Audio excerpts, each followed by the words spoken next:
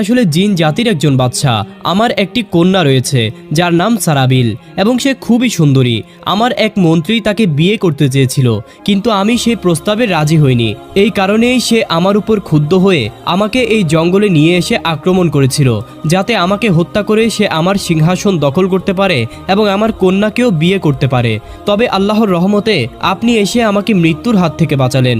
জিনটির কথাগুলি শুনে রাজা সাইদুন কিছুটা চিন্তায় পড়ে গেলেন। তিনি বিস্মিত হয়ে ভাবলেন, জিনদের মধ্যেও রাজা, রাজত্ব এবং ষড়যন্ত্রের এত জটিলতা রয়েছে। তার কাছে বিষয়টি অদ্ভুত মনে হচ্ছিল। তখন জিনটি আবার বলল, আপনি আমার জীবন রক্ষা করেছেন, এজন্যই আমি আপনার প্রতি কৃতজ্ঞ। বলুন, আপনার জন্য কি করতে পারি? আপনি যা চাইবেন আমি সেটাই আপনাকে উপহার হিসেবে প্রদান করব।